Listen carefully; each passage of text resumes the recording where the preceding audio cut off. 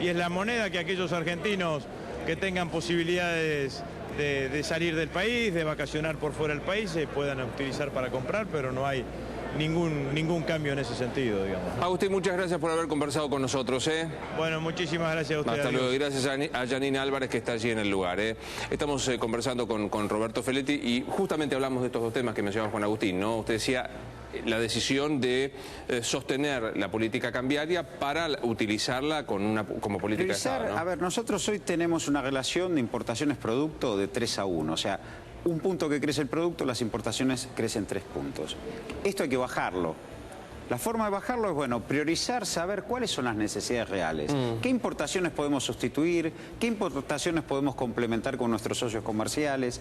Y crear un escenario en el cual vayamos a un país más sustentable a mediano plazo. Es decir, que el crecimiento tan apalancado como vino hoy, tan autofinanciado, porque no lo hicimos tomando fondos del mundo, podamos llegar a un escenario mucho más complementario, mucho más preciso. Argentina es un país de desarrollo medio, es un país ya que por su relación producto, habitantes per cápita, es un país número 23 en el mundo, en tamaño de su economía, que necesita estas políticas, de ordenar un poco más en fino su política industrial, mejorar su integración al mundo con sus principales socios comerciales. Digo, hacia allí va esta política.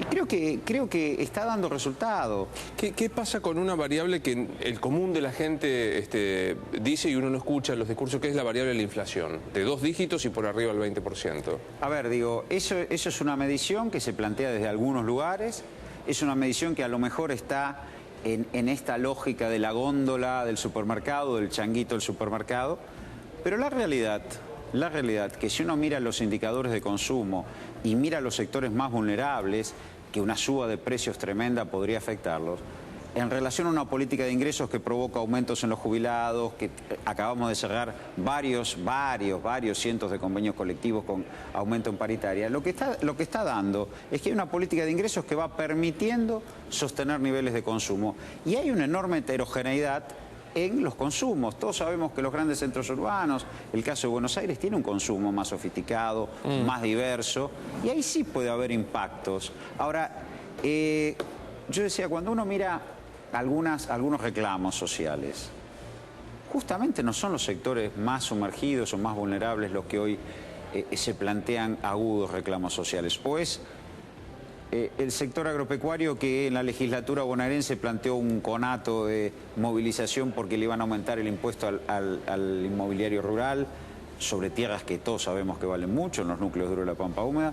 Es algunos sectores muy minoritarios esta vez que se pararon en esquinas de barrios acomodados a reclamar poder comprar dólares.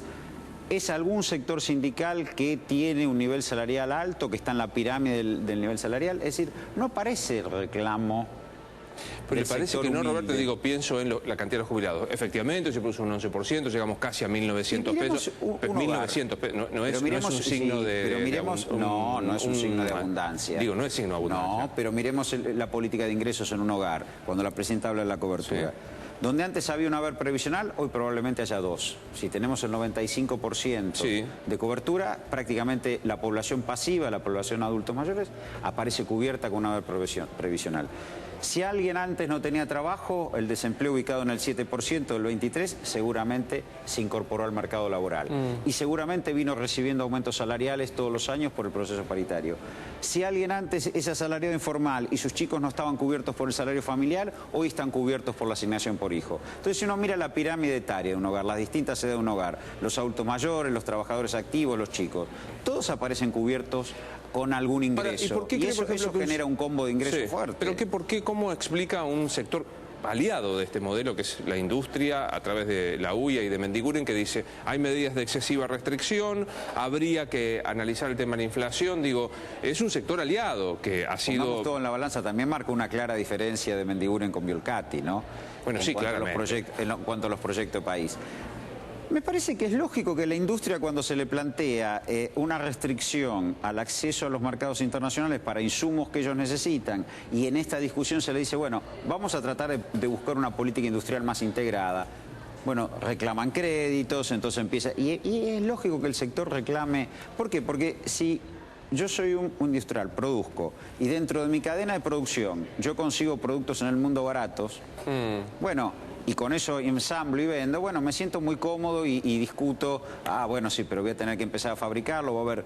Bueno, en esta fricción estamos, porque también es cierto que Argentina, que creció 2 años promedio 9%, que es altísimo, bueno, las importaciones crecieron 27%. Entonces, financiar ese nivel de importaciones obliga a revisar un poco, obliga a ver.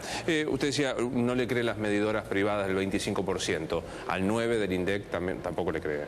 Yo le creo al INDEC. Si nosotros vamos a la canasta básica y nos encontramos en los municipios más vulnerables, vamos al sector sur, al tercer cordón sur, hay una oferta de bienes de consumo de canasta básica que están ingresando en ese sector, donde hay regulación además de la tarifa de luz, hay una regulación de la tarifa de gas y una regulación de la tarifa de transporte público. Y hay por el otro lado un shock de ingresos. Entonces eso forma un combo, si no, no se explica, si no tenemos que pensar, y yo creo en la racionalidad del voto, que la gente en octubre estaba totalmente equivocada. No. Digo, hoy si vemos los reclamos, aparecen los reclamos de sectores menos vulnerables. No, pero yo creo que el que vota tampoco no hace un acto de fe dogmático. No, o sea, dogmático no, se revisa, por eso se vota cada 2 años. Y probablemente es el tiempo razonable para también, que se evalúe. También creo que a lo mejor también se evaluará que de enfrente no hay una solución que lo pueda seducir. Bueno, pero digo, a mí me parece que ya no corre por nuestra... No, claro, pero yo digo, decir la inflación es el 9% y decir pongamos un 27%, como hoy escuché una consultora, me parece que son 2 extremos más políticos que económicos. Si por lo menos pudiéramos acordar, estamos con un proceso de inflación. Si yo cada vez que digo la inflación es el 25% y con eso le estoy fijando una remarcación de precios a grandes cadenas de comercialización de productos, no quiero nombrar a nadie para que nadie se sienta perjudicado, digo, también estoy generando una acumulación de renta distinta. Si yo digo, bueno, es el 25%, invito a que grandes cadenas de comercialización de productos en barrios de poder adquisitivo, y seguramente alguien que va a llenar el changuito y me está escuchando se enoja y dice, no, Feletti, si yo voy a llenar, y efectivamente, seguramente algunas cadenas le están ofertando. Ahora, esas formas de comercialización, sobre todo de alimentos, en los sectores más humildes, en los barrios más humildes, funciona distinto. Ahora, yo no sé si es político, lo que sí es política la discusión es que nadie, cuando se mencionan estas cosas, no proponen políticas, porque todos hemos visto muchas veces que para combatir la inflación inmediatamente venían políticas restrictivas en el plano monetario y fiscal. Sí, enfriar, parar, bueno. Entonces me parece que también detrás de esa fijar esos indicadores aparecen otras intenciones. Está claro. Gracias por haber venido como siempre. No, gracias a ustedes. Estamos viendo. Vamos a hacer una pequeña pausa y luego retomamos resumen central. Llegó Boca, quiero decir. ¿Usted de qué cuadro es? Del River. No le importa. Pero llegó Boca. Finalmente. Igual me interesa que lleguen, porque ahora ya estamos de nuevo para jugar el clásico. Estamos de vuelta. Bueno, llegó Boca con escala, haciendo migraciones en una cosa insólita. 64 horas para venir de su gira por Colombia. Lo hablamos con Gonzalo Rey. Temas subtes, hasta ahora se mantiene la medida de fuerza. Mañana comienzan los metrodelegados, el lunes la UTA. Todo esto tras la pausa.